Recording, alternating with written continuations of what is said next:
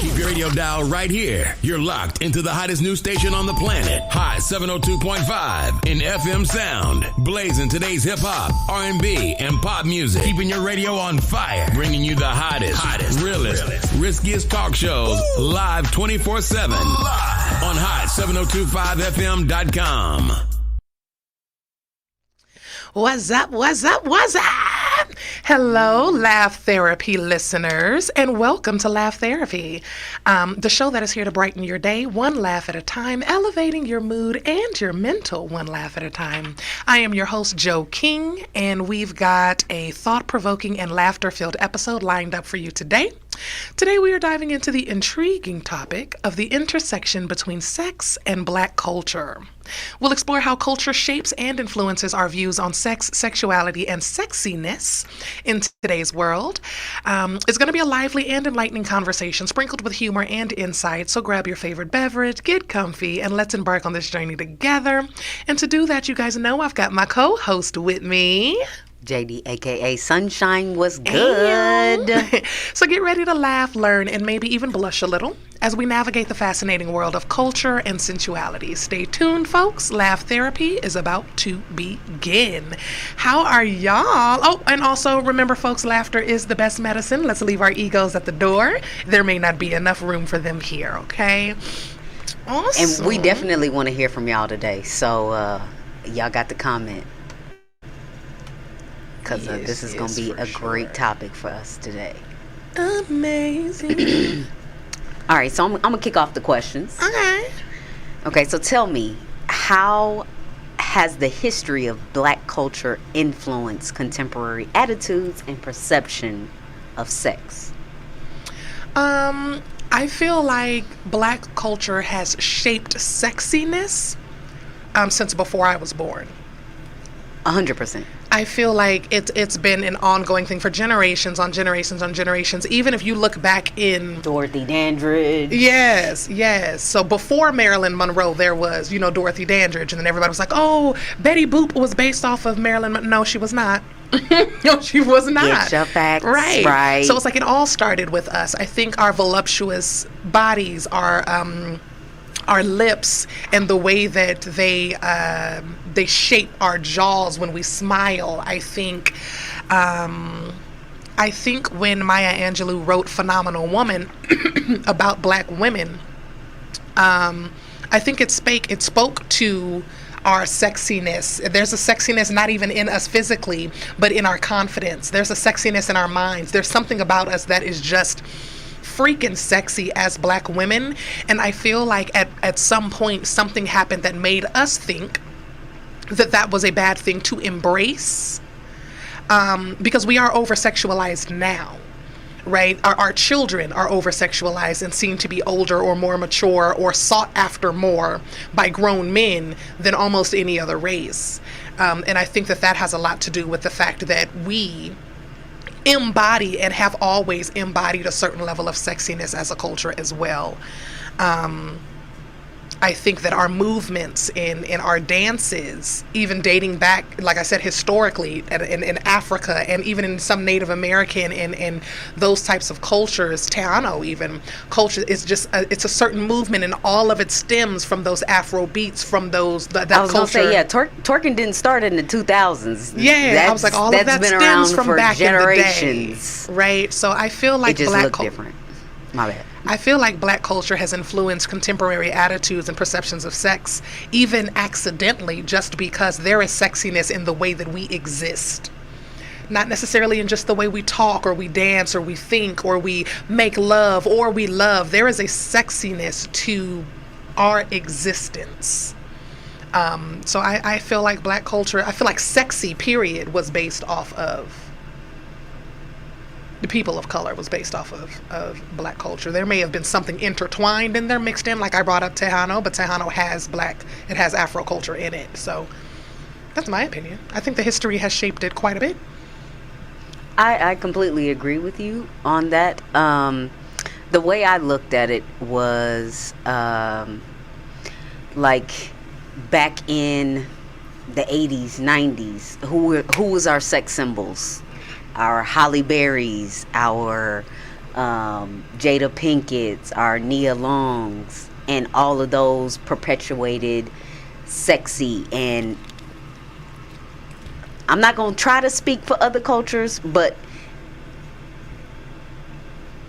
almost everybody, I think, has a fantasy of having sex with a black woman. Every other culture. That's the way I feel. I could just be hyped up on black women. Yeah, I feel like when it comes to speaking of who was sexy in the 80s and the 90s, it just depends on who you watched. Because also really popular in that time as far as people who were not considered women of color, Angelina Jolie and whose husband did she steal? What's that girl name? Jennifer Aniston. That was like 2000. Yeah, but I mean, that was still a 90s show. Friends and stuff was still a 90s show. Jennifer Aniston. Right. Jennifer Aniston was still a very sought after woman. Gwyneth Paltrow and the other girl from Charlie's Angels, Drew Barrymore. They were very much so sought after as sexy individuals back then. So I won't necessarily say that because of black people they were sexy. Those women were just sexy. I had the biggest crush on Lucy Liu. I thought that bitch was fine as shit. I ain't even gonna hold y'all. I thought Lucy Liu was fine as... Well, she was my favorite. That's wild. As far as sexiness, she was my favorite. I liked Drew Barrymore as far as, like, her characters, everything that she played. I liked her as an actress. But as far as, like, damn, who is that? Like, she is pretty. It was Lisa. I mean, it was Lucy for me. So I wouldn't necessarily say like those, as far as culture, necessarily influenced it back then, like in the 80s and the 90s, using actresses, because it just depends on what you watched on TV.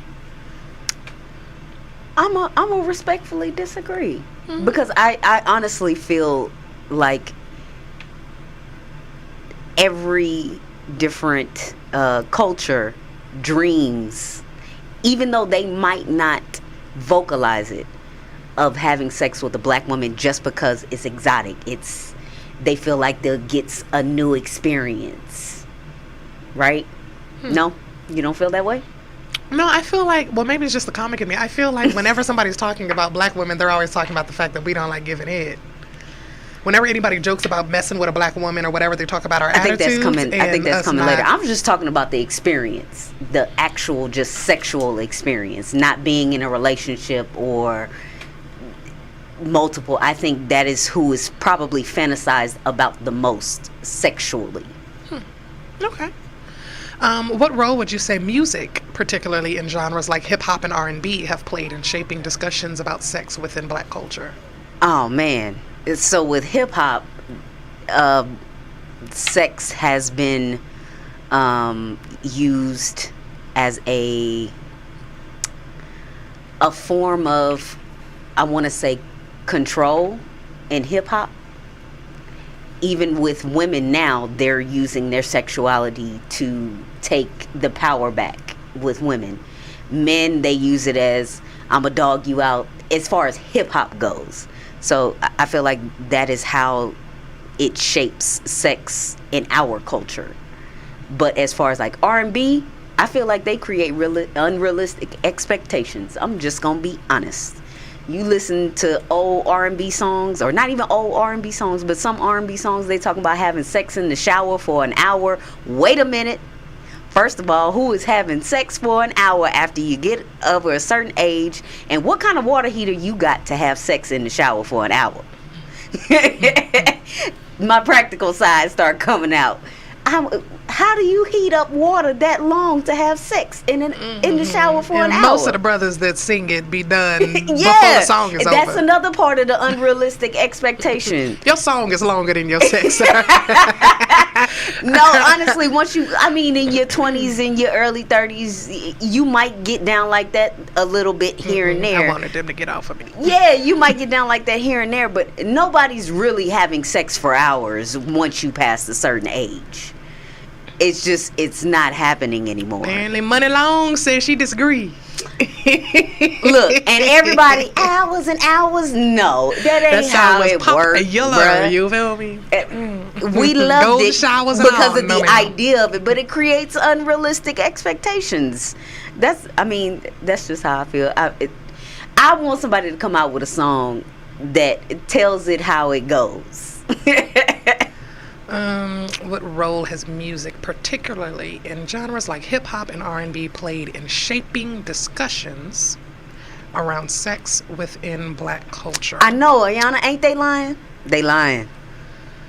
I think it depends on the type of hip hop that you listen to, because I feel like like that trap music, we hit a point in our relationship, gender-wise, men and women, when we started coming at each other instead of coming for each other.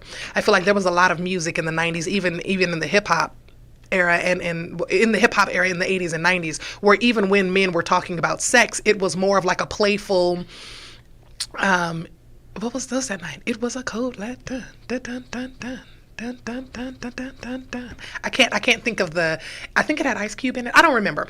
But where they were talking about sex, and he was just like, this shorty I've been today was a good day, when he's saying this girl that he had been trying to mac to or kick it to for quite some time finally said he can come over, kind of situation. So he was still talking about sex and still talking about it in a way, but he basically, he was just talking about it being a man and trying to get it, and this girl was not letting up, and then it was a good day, she finally invited him over type. So I think it just depended on the type of hip hop that you were listening to, because I also feel like if you listen to Tupac, he spoke about sex and how it could have been used abusively in the past. Why do we rape our women? Why do we do this, that, and the other? He brought up sex in hip hop and the over-sexualization of young girls. Brenda's Got a Baby. He hit some subjects, right, that were uncomfortable when it came to sex. He brought it to the light.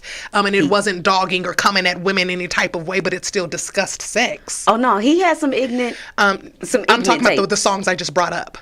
Didn't have anything to do with attacking a woman. And then he also had his hip hop songs where it was, it was very much so giving fuck that bitch, or she's not worth much, right?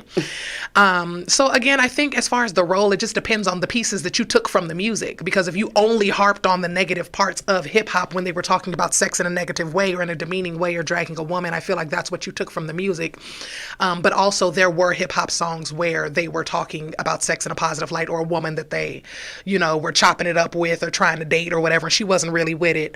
I feel like in R&B is supposed to be love music. I feel like that's what it's supposed to be. It started taking some changes here because we've come up with stuff like Deuces, right? Where that ain't got shit to do with love. It's got everything to do with a breakup song, right? These hoes ain't loyal. But I feel like as far as shaping discussions about sex within black culture, I feel like songs like Runaway Love with Ludacris and Mary J. Blige, or even SEX, Sex by Life Jennings, and I never knew that lady's name that's on the song. I ain't even gonna hold y'all. I have no idea who that lady is on his song. She came out of nowhere and disappeared just as quickly as she came, as far as I was concerned. But his girl is just your SEX. Take a seat back. Your daddy gonna go crazy when he finds out that his baby's having SEX. And it gives advice in the verses, as well as it was catchy, in the actual song of things. So I feel like it just depends on the type of music that you enjoyed and what you take from it. But I do think that it definitely shapes a conversation around it, because for kids who are singing it, you don't realize what you're singing until you're a little bit older. We had that too. We were singing these songs and had no idea what it meant. So then when we came into ourselves and we were actually curious about sex, it depended on what it is you took from those songs to what you expected sex to be. Do you see it as something that is demeaning and he about to run off and tell all his friends? Do you see it as something liberating for you, as in you're the woman and you decided who you were going to do or what you were going to do and how you wanted, you told him, how it was? Because there were still women like Free and Queen Latifah and Rod Digger who took their bodies into their own hands and said, this is what I want, right? So it could have been empowering in hip hop as well. It could have been empowering in R&B. It just depended on what you took from the songs. But I do feel like depending on what you took from the songs, that's how it helped shape the discussions, because it determines whether you were going into sex feeling liberated, feeling used, or feeling, vulnerable, or what, based on what you took from it. That's a great perspective, and I agree it's what you take from it, but when we think about the mainstream media and what they promote, is back that ass up. I agree, but this didn't ask about mainstream media. It asked about music. I'm just saying, as far as what was popular, that's what I was referring to, because that's a lot of what people heard, like the SEX song. How many people refer to that song as, oh, that's a great song, that for our culture, more people should listen to that song? Or are they listening to Chris Brown, Let's Get It Poppin'? That's all my reference was to. Like, your perspective is how I feel like more people should feel, but in all honesty, it's not what actually happens. We glorify the different stuff, the mainstream stuff, and the stuff that degrades women and things like that, not what we should be focused on. And what you touched on earlier when you said like songs we were singing and we didn't know the meaning, like Kay, she said the kissing game. We shouldn't have been singing that song when we were singing it because of what it actually meant. But it was on the softer side, which I totally get. So, yeah. All right. So, are there unique challenges or experiences related to sex and relationships that are specific to Black individuals or communities? Well, I can't speak for all Black individuals. Like, I feel like as I keep stating my point of view, it is the way that my brain works is so different than a lot of humans that I've run into. I would say yes, but I can only speak from my point of view. I would say one of the unique challenges or experiences related to sex and relationships specific to the Black culture has a lot to do, as far as women, has a lot to do with their relationships with their father. Expound. I did not enjoy sex for the first half of the time that I was having it. I've never enjoyed it. I just thought that was what it was supposed to be. It's not supposed to be something that I enjoy. It is something that I endure, is what I thought as a female. You was also doing it wrong. I was also doing it wrong. But y'all got to go back and listen to that episode. I thought that, and this is even when I was married, I thought that it was something that women did that we endured to show our husbands or our people that we were interested in, that it was something we were willing to give them because they, loved us or they were present. It was our way of showing our love, whether we enjoyed it or not, was the mindset that I had. That's kind of like not necessarily what the woman is good for, even though that's kind of how my father presented it when he was with his dames. He never told me that was all I was good for, right? He never looked me in my face and said, daughter, this is all you're good for. But the women that I saw him with, and the women, how he treated them and how he spoke to them and treated them all like they were disposable and replaceable because he could go get pussy somewhere else, I thought that we were disposable, replaceable, and they can go get pussy somewhere else, so you better make sure that you're giving it, right, to someone that you do care about. So I feel like there are some unique challenges specifically within the Black culture that can be tied to our relationships with the other gender, right? I have a great relationship with my mom now. We went through our teenage spat when I was a teenager or whatnot, but I feel like I have a great relationship with my mom, so I have great confidence in myself and everything else except when it comes to relationships with the other gender, right? If it's something that I can do for myself, that I'm relying on me for, I know I got that. Hands down, I got that. I am good enough. I am qualified. I got it, hands down. If it's something that requires me to rely on someone else, then and only then do I question my worth. And I question it because I've been let down one too many times by the people who were supposed to come through for me, like my father. So then I question if I'm worth you doing what it is that I'm asking you to do for me. And as soon as you show me that I'm not, I'm out. I'll do it myself. Fuck it and fuck you. That's just where I am.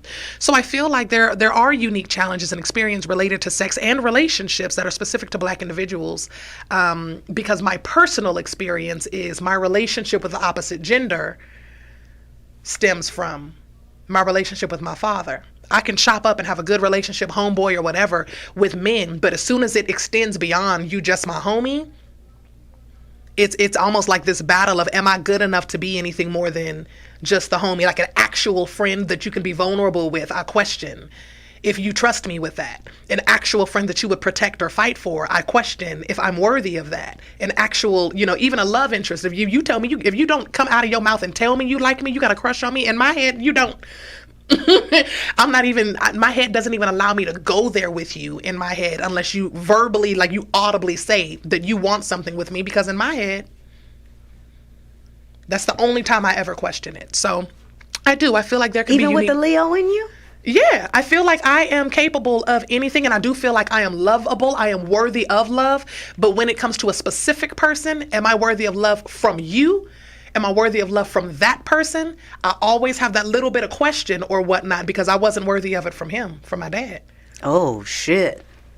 Yeah, he picked Here's everything the but therapy me, in my part opinion. in laugh Yeah. therapy. Oh, the man picked everything shit. but me. So if the person who created you, who knows that you are a part of them, they made you, the person who created you, your earthly God, right? Because God created everything, but your earthly God, the person who created you, didn't pick you. They picked everything but you. They prioritized everything but you. What are you supposed to think you're worth when it comes to building relationships with that gender?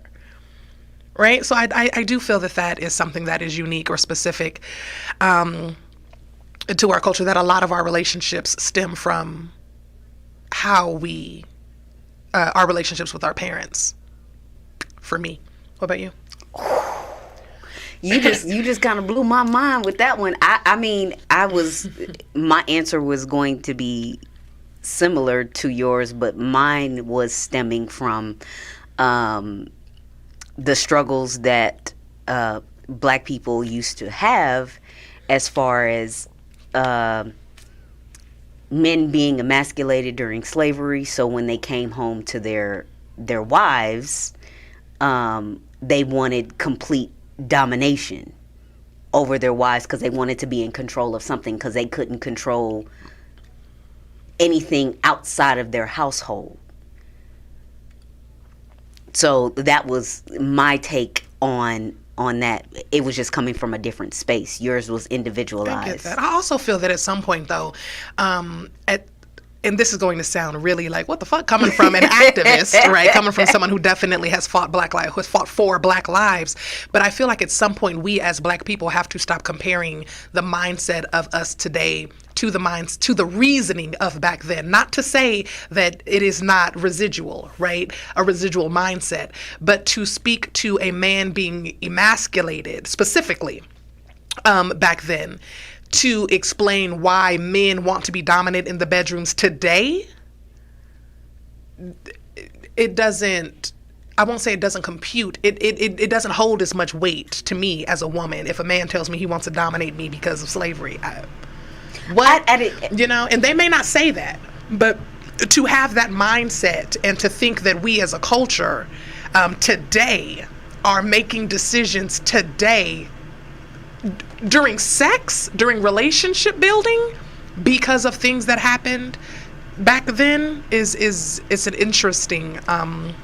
I don't think it's anything that's done consciously. I think it's all subconsciously. And I'm not saying that's still happening today. I'm saying that's one of the things that shaped. Yeah, I understood what you meant. I don't know. I stand by my statement. I feel like at some point, if a man wants to dominate, I don't necessarily think that it's tied to back then. I think that it would be tied to something that happened in his childhood where he felt belittled or he felt less than, and now he needs to feel above. He needs to feel, you know, like the God in his house or whatnot, so he chooses to take that out. I wouldn't tie it all the way back, you know, to back there for me personally. Was all I was saying. But I understand where you're coming from. Is it your question or mine? Yours. How do representations of Black sexuality in media impact self-perception and relationships within the Black community? I think it has evolved. So, you know, I've only lived through the 80s, 90s, and through now. So I can only comment from that. So when we look back at the 80s and 90s, like I spoke on earlier, our representation of sexuality was the Halle Berrys, the Nia Longs, the Jada Pinkett's, and people like that.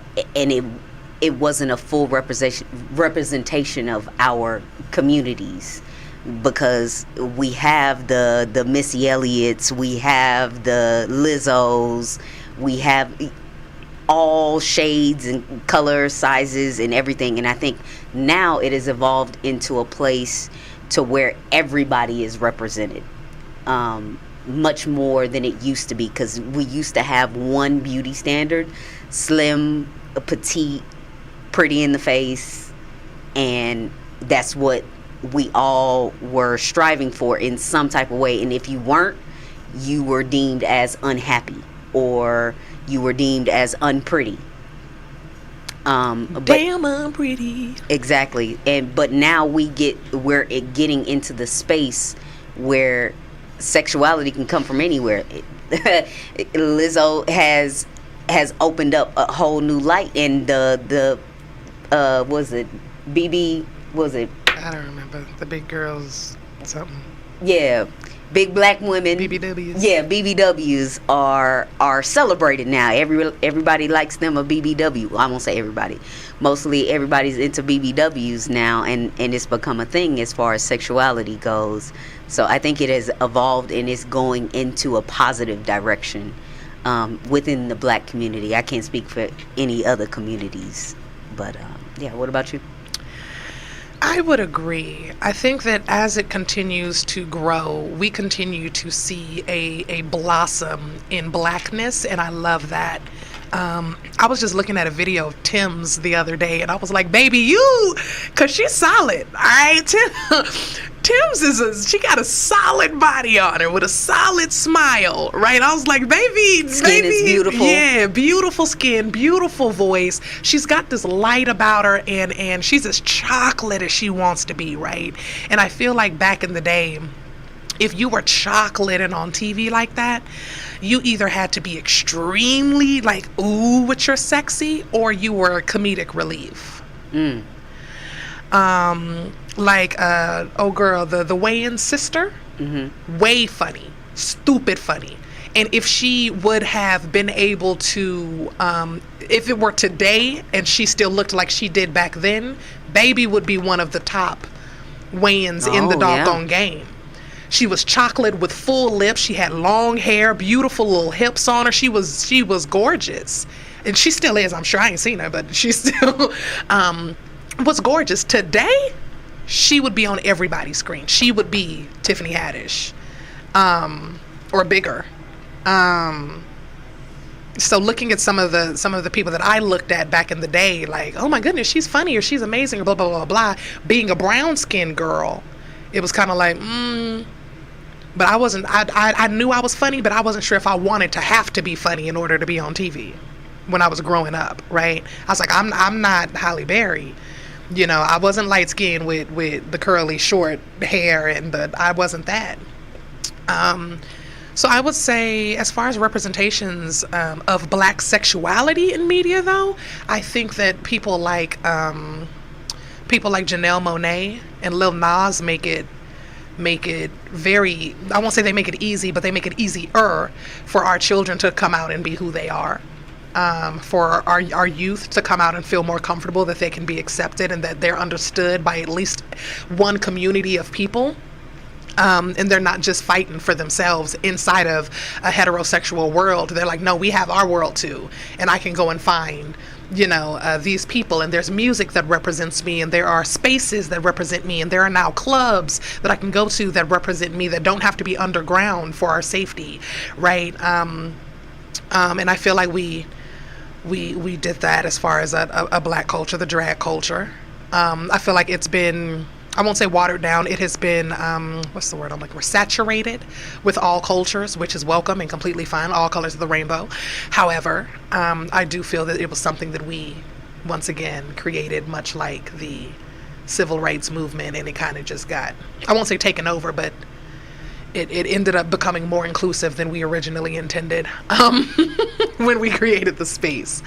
But I do think that representations of black sexuality in media impact people's self-esteem and their confidence in how they move through life. So I'm grateful to people like Lena Waithe, who stands in their truth. I'm trying to think of other LGBTQ people in entertainment, and I'm drawing a blank. But there are politicians now who can stand hand in hand, male with their husband or female with their wives. And I think that representation is so important. And it's mostly us. It's usually people of color doing it. I agree with that. Also on the male side, we gonna show y'all some love, because back in the day, it was all about the light skinned niggas, Shamar Moore, LL Cool J. Now we got a plethora of men, because y'all know I love me some Michael B. Jordan. Hey, Michael B. Jordan. I feel like we had a great deal of chocolate men who were coming up that we really loved. It was the brown skinned men that wouldn't get no love. It was them in-betweens. Yeah, it was them in-betweens that wasn't getting no play, dog. What's Stella got a groove back? What's his name? Tay Diggs. Tay Diggs, yeah. Yeah, he was getting it. Morris Chestnut. Yeah. He was getting it. You feel me? Wasn't nobody checking for Cuba Gooding. Ain't nobody want him. Tupac, he was getting it. You know, Omar Epps, he was getting it. All of them chocolate people. Wasn't nobody checking for the brown skin brothers. Not the brown skins. Can we think of any brown skins? Y'all hit us in the comments if y'all remember any brown skins in the 90s that was popping. Montel Jordan. Oh, yeah, but that's because he could sing. And play ball. And he was tall as all get out. Yeah. Yeah. But he was like just one. He was one that people were like, ooh. Because other than that, the only people who were getting played. I don't even know if he was considered like a sex symbol, though. Yeah, I don't think he was. He's very handsome and still very handsome till this day. But yeah, I don't know if he was considered like a sex symbol. And back then, Method Man was considered light skinned.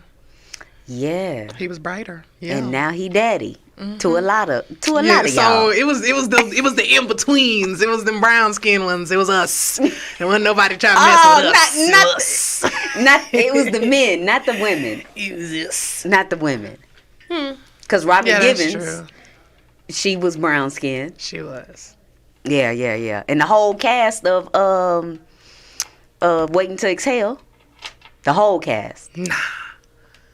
Loretta Devine is chocolate. Oh, I'm saying as far Whitney as Houston was borderline chocolate. Really? Yeah, she was on that. She was on that because she darker than me. Really? I thought she's about your skin complexion. Whitney Houston was darker than me. Okay. Yeah. Okay. Yeah. All right. So moving on, what's the impact of stereotypes related to Black sexuality, and how can they be challenged and redefined? That's a really good question. Bill Bellamy, Alicia said Bill Bellamy. Now, was he a sex symbol though? He used to always lick his lips. Bill Bellamy was considered fine. I may have been too young. What was not How to Be a Player? What was it? And I just watched that. Play that game? Nah. Damn, I just watched it the other day. The Bill Bellamy movie. I guess he could be considered a sex symbol. Wesley Snipes. He was chocolate. That's what I'm saying. I was like, the chocolatey ones was in. Yeah. They had their foot in the door, honey. I remember them. But Bill Bellamy, if he was considered a sex symbol, he was chocolate, though. Right. He was chocolate. Very much so chocolate. Beautiful skin. He still got beautiful skin to this day. Oh, and Lorenz Tate. Okay, cousin. My cousin said Lorenz Tate, he wasn't appreciated like he is today. Yeah, I was like, Lorenz Tate and he's is brown fine skinned. now. He's brown skinned. Yeah. He wasn't appreciated back then. Everybody still appreciates him because he's still fine today. But back in the 90s when he was really popping with acting, he wasn't appreciated like he should have been. That's all I'm going to say with that one. And he is still fine. And him and all his brothers got the same face. The exact same face. They just different Copy sizes. And paste. Yeah, they just different sizes. Different size faces, but they got the same face. Leon Robinson. Okay. I didn't know the nigga had a last name. Leon been fine. Yeah, but he chocolate. All his life. Yeah. But he chocolate. Chocolate. Y'all gotta find us. Y'all gotta find us a brown skin that we appreciated back in the 80s and 90s. What about Bobby Brown? He's chocolate though. Chocolate. Mekhi Phifer, he's chocolate. Yeah. So they was chocolate. Damn, I didn't realize that. They was. I didn't realize that. Yeah, it was the light skinned women and the chocolate men that were popping back then. And light skinned men. And building, it seemed like the movies kind of had that trope of a light-skinned woman and a chocolate man if you look at all the movies. That movie with Jada Pinkett and old dude. Both of them were light-skinned. But other than that, they did a light-skinned woman and a chocolate man. Love and Basketball. What was that other doggone movie? Even in Eve's Bayou, it was light-skinned and then a chocolate man. It was... old girl that plays in Greenleaf now. Yeah. Jennifer, that's not Jennifer Lewis, whatever her name is. And her chocolate. Tyson Beckford, chocolate brother. Chocolatey. That's all I'm saying. Anyway, what was the question? What's the impact of stereotypes related to Black sexuality, and how can they be challenged and redefined? I feel like any stereotype when it comes to sexuality needs to be challenged. For me, whether it's Black or not, I feel like assuming that someone is a freak because of the color of their skin is weird. Assuming that someone is stuck up sexually because of the color of their skin is weird. I feel like if you are questioning the type of sexual partner that they are before you actually have sex instead of getting to know them, that's a little weird. Now, desiring to have sex with them is one thing, but questioning the type of sex that they are willing to have, it just seems like something weird to do, because it seems like that's something you would either talk about or try in the moment when you actually get to that stage. To be imagining whether or not they're a freak or not before you even get to that point, like, I feel like you're shooting yourself in the foot, because then it's not going to be intimate. You're trying to see if it adds up to what you imagined, and that's not sexy. I think the impact of those stereotypes, I think that it's influential only because it changes the way that you treat someone. If I have a certain expectation of you to be docile and sweet in the bedroom, then I may come in a little bit more aggressively, expecting you to be a little bit more docile and sweet. And you may not have been expecting me to be aggressive. You were just trying to be intimate or whatnot. And now this is not the greatest experience for you because you're trying to figure out what's going on. Yeah. Or vice versa. You expected me to be more dominant because my personality is dominant and whatnot. And you're like, oh, she's going to be this in the bedroom. And then we get in the bedroom and I'm looking at you like, what's up? And fully expecting you to be the dominant one or whatnot, because I'm dominant in every other aspect of my life, right? I feel like having any type of stereotype, taking any type of stereotype or assumption into the bedroom when it hasn't been discussed is not cool. I think that that's weird energy. But I think the impacts that it has is bad sex. It continues to be bad sex. Men think that they need to beat it up in order for you to feel anything. I don't want that. I opt out. I don't want that. I don't want to be beat up. I don't want to be hurt. This is supposed to be a moment that I'm enjoying with you. I want to feel pretty. I want to feel, like you're enjoying me and I'm enjoying you. Why are you beating on me, sir? I don't understand that. I don't want that. Unless you are specifically told right that you want that type of sex. Right. Please. I'm going to need you to chill, right? Yeah, relax. You gotta relax. You'll know if there's a moment where, like we're choking is okay, or we're, ass slapping or pulling hair or something like that is okay. You'll get those vibes, but you don't just come straight in and grab me by my doggone neck. We finna fight. Yeah, you coming in real hot. Yeah, like what's wrong with you?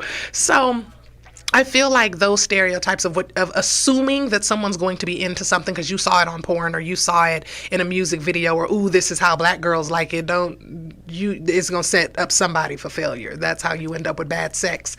And then some people don't feel confident enough to say, hey, I don't like that. So then there are women like me who just endured, who were like, this is horrible, but I guess I'm going to wait till you fucking finish because I agreed to this, right? Starting out.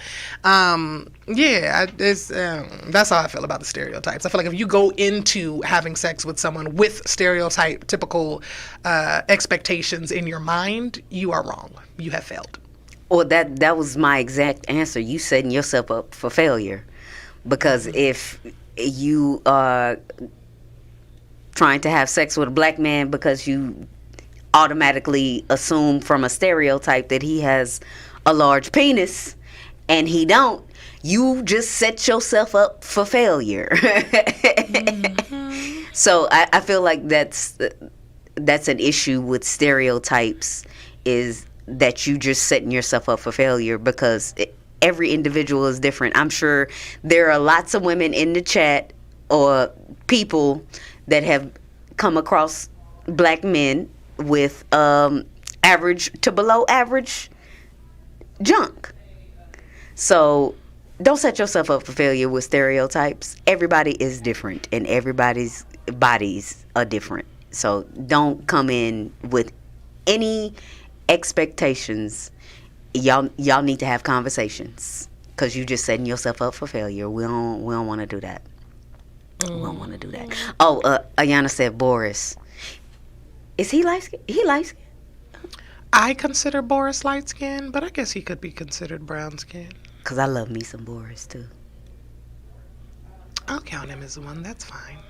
All right, y'all. We got one. We got Boris. We got one. We'll take that. We'll take Boris. I feel like Boris is light skinned, but we'll take Boris. Cause he on that middle shade of light skin. Laz Alonso. That's a good one. But that is a good one. Is he light? He's on the lighter shade, right? He a little darker than Boris. Really? Maybe I'm thinking of a different picture. But I remember him being a little darker than Boris. A little lighter than me. How do issues of sexual health, including STIs and contraception, intersect with the black community? Ooh. I feel like we're getting better in the black community with taking our sexual health more serious. Because the perception of it was, ain't nothing wrong with me, I ain't got to be checked, I'm cool. And then you get the coughing. Back in the 80s and 90s, you get the coughing and you go to the doctor, you got full-blown AIDS. People didn't want to get checked. They were scared or just didn't care. It didn't affect them at the moment. I will say it's still happening till this day. People passing stuff knowingly and unknowingly, but it is not as rampant as it used to be. Just because of past experiences and things happening to previous generations, to where they're like, nah, we got to be educated in our sexual health. But you never know what can happen on a college campus.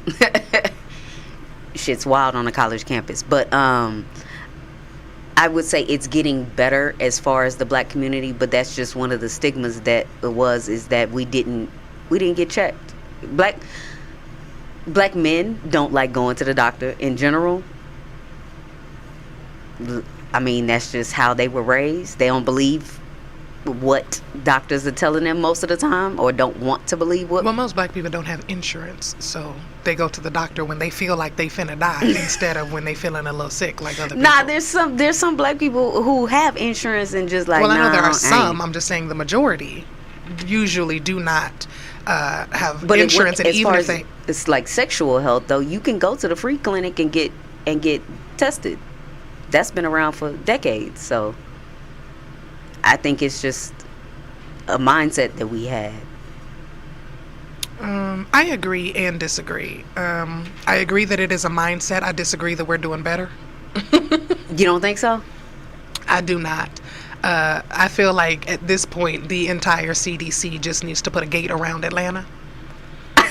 Yeah, like that's just being real, and I got family in Atlanta. I just feel like at this point they need to put a bubble around that motherfucker and just press a button and just not annihilate the city or anything, just but send just like penicillin through the whole city. Just send a good old shot through the whole fucking city, like through an airborne shot, because there is no way that the numbers should be what they are when it comes to STDs and STIs within our community.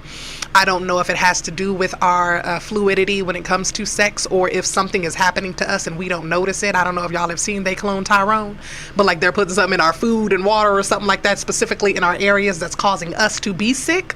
But our numbers are ridiculous. They still as a ridiculous? Ridiculous. In both, I think Atlanta and Florida. Into that kind of stuff. I think in both Atlanta and Florida, our numbers as far as STIs and STDs is absolutely fucking ridiculous in the South of America. And so I don't think we're doing better with that. But I also don't know, I am not the first person to be like, now when it comes to conspiracy theorists, I'm like, there's some truth to some of this shit. So it may very well may be something going on in the water. They putting it in the water. Alicia, you know, she's a nurse, and she says there's major disparities in the black community. Agreed.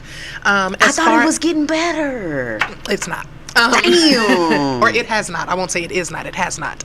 I would say as far as contraception goes, this is a touchy subject for me, because I feel like when it comes to abortion, most black people, because a lot of us are Christian or Muslim faith, do not believe in in abortion. However, we also are not putting our children on contraceptions when we know that they start having sex. We're just shaming them about it. Yeah. And that's weird. That's weird to me, because if you find out that your daughter's having sex, instead of calling her a fast tail, you should be sitting her down and doctor. You should be sitting down and having a conversation with her on her worth and what sex is. And if she's going to do that, then there are certain precautions and things that she needs to take in order to. That's not necessarily giving them permission, but it is giving them protection. You're so worried about them, out there giving it away. You're not worried about what they're about to bring back to the house. Get your baby on birth control if they have decided that they're ready to give their body away, because they're not old enough to make the decision to raise a child, but they're gonna have to, and then you're gonna sit there and blame them and be mad at them for the rest of their doggone lives for having a child that you could have prevented, or that everybody could have prevented. When they came to you and you found out that they were having sex, you as their parent, it is your job then to make sure that they are properly informed and protected. But instead, y'all get mad and, since you want to be grown, and you decide to just cuss them out or shame them about their decision, and then make them deal with a decision that you knew that they weren't old enough to make. The whole point of the argument is that you don't think that they're old enough to have sex, but you think they're old enough to have a baby, because you didn't put them on a contraceptive to keep them from it, to keep them from having a baby. And then for you to say, well, they were old enough to decide to have sex, so then they're old enough to know. That doesn't make sense. That sounds like you're setting your kid up for failure because you want to be right. Do you want to be right, or do you want your kid to be set up for success? Right? So I feel like the mindset when it comes to contraception in our community could use a lot of work. I think that the way that we communicate about sex with our youth and with our children definitely needs a lot of work. And I think that if you find out that your child is having sex, you should be trying to have a conversation with your child and then talking to them about contraception, and then possibly taking them in, because sometimes our children don't listen to us, but they'll listen to the doctor or they'll listen to the nurse, and they're trained for that. So taking them into a Planned Parenthood or something so that they can have a conversation with them about their options is also helpful and supportive as a parent, rather than doing it the way I did. My dad basically just said, if you're going to be a slut, then be a slut. When he found out I lost my virginity. Well, so there's that. Yeah. So I feel like, yeah, that's how I feel. I feel that we could be better. The onus shouldn't just be on the girls. The onus needs to be on the boys as well. Even though we know 90% of the time it's the girls that's brunting most of the responsibility if they have a child, especially when they're young. But the onus also needs to be on the boys as well. And those are conversations fathers need to have with their sons, or mothers, parents, period, need to have with their sons, because the onus shouldn't just be on women as far as contraception goes. And I feel like that is one of the major issues, is that the onus is mostly on women when it comes to contraception. Like, she got to be on birth control. Well, you still need to wear condoms, sir, because there's still diseases, sir. I got a couple of homeboys that have gotten snipped because they didn't want to have no more kids. That is what we need. That's what we need. More of that type of energy right there. Taking accountability or keeping your dick to yourself. We don't want your dick residue, sir. I don't want no remnants. Keep that shit to yourself. Yeah, that's how I feel. Okay, wrap it up, buttercup. I feel that, cuz. I feel that. All right, so what's the role of religion and spirituality in shaping attitudes towards sex within the black culture? Well, as I just stated, a lot of people try and use the Bible for why you shouldn't have an abortion. What I was about to say was about to be unkind. I was trying to think of a better way to say it. I was like, but then you've met people that should have been aborted. It was, I feel like religion. Your mama should have swallowed you. Yeah, like you've met people that you were like, ooh, like if your mama just would have had a little bit more sex education, I would have never had to have this fucking experience. Like, yeah, oh my God, you the one that made it through. Oh Lord. Right? So, so don't say that to people. But that's what first came to mind there, as far as like religion and people feeling, forced to bring children into this world. That's weird. You should definitely have a choice, because sometimes you won't be a good parent. So to force you to become a parent is crazy to me. But then also, sometimes you can just feel and know that this ain't the one, this ain't the baby, this ain't it. I don't want it.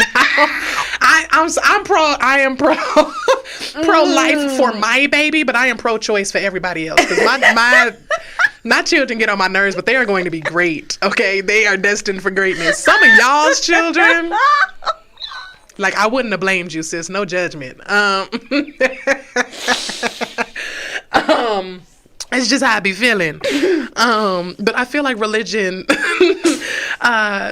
it curves your what was the question? Shit. How does it shape attitudes towards sex? I feel like religion shames women. I feel like religion tries to keep a woman in a woman's place. If you say quote unquote, it tries to keep women sweet, docile, and innocent. It tries to keep women weak. And it keeps us in this "we need you" state, whether we're talking to God or to men. We need you because but I'm just a woman. Like Delilah ain't chopped Samson whole shit into a bob. Like, oh, you so strong? Do you feel me? Because that's the position that y'all put us in. Like in religion, I feel like when pastors say, "Oh, women can't teach on the pulpit," like your words are different than my words. How did God give you, the same God that gave both of us the gift, gave you yours just a little bit stronger than mine, because he made my parts too? I don't understand. It doesn't make sense. Some people say because it's in the Bible. To me, exactly. That's what I'm saying. I feel like a lot of people use the Bible to try and keep women in a certain place. Because in the Bible, a woman who has sex is almost worth nothing. Like, oh my goodness, she needs to repent. But a man who has sex is just a man. In the Bible, there were whole men raping their sisters, sleeping with their don't covet your neighbor's wife, sleeping with their whole wife, sleeping with their mothers and whatnot. And the men were just men. Like, oh my goodness, can't believe they did that. But the women were the ones who were shamed or needed to be stoned for it. I feel like religion keeps women in shackles when it comes to thinking for ourselves, being for ourselves, and rising up. And now that we are starting to still rise up and do this and do the things that we wanted to do, including embrace our sexuality and things of that nature, people are still trying to use the Bible to hold us back, but we can use the Bible to uplift us, right? And they don't like that. So that's how I feel about shaping attitudes towards sex in Black culture. I feel like religion has a way of shaming women into thinking that we don't have ownership of ourselves or our thoughts, or we need a man to affirm our thoughts, and that's not true. Well, I was thinking in it of a way, I totally agree with you, but I was thinking in it of a way, like the Bible says you're not supposed to have sex before marriage. And I've known people that have waited to have sex to get married, and they had sex and it was basura. It was absolute trash, and you got to live with that for the rest of your life because the covenant that you made with God. And they have said, I'm never making that mistake again if I ever get married again. And rightfully not so. You planning your divorce. Rightfully so. Rightfully so. Like, ain't no way God wanted me to be sexually miserable. Exactly. Ain't no fucking way. But there's somebody for you in this type of sex that you like to have. You and were just supposed to be my bestie friend. Yes, we were just supposed to be homies. I get it now. We were a homie match. But like, you just, in that situation, you look up and it's like, oh shit, what am I supposed to do, bro? I done got married. And this is supposed to be for better or for worse, and it's worse on wedding night. I thought I loved you. Now I don't even like you for real. Oh man. Well, we that appreciate brings y'all's us comments. to the end of Laugh Therapy, guys. We hope that you got to chop it up with us and you guys thoroughly enjoyed this segment on Black culture and its intersection with sexuality. I hope you guys got a peep at my shirt today. It is available at kingmecomedy.com. Again, that is King, K-I-N-G, me, M-E, comedy.com. The shirt says, started in the closet, now I'm queer. Started in the closet, now I'm queer. Yeah. Anyway, there are other shirts available. There are other shirts available on there. If you guys have seen any of my comedy specials, I do have the Fuck Them Kids shirts available as well on my website. So guys, go and check that out. Also, for those of you who have been emailing, my email was messed up, but for those of you who have been emailing for a spiritual reading or a tarot reading, you can also book me on the website, kingmecomedy.com, for your spiritual readings and guidance. Thank you guys so much for tuning into Laugh Therapy. We will see you guys same time next week, Thursday at 4. Love y'all. See y'all.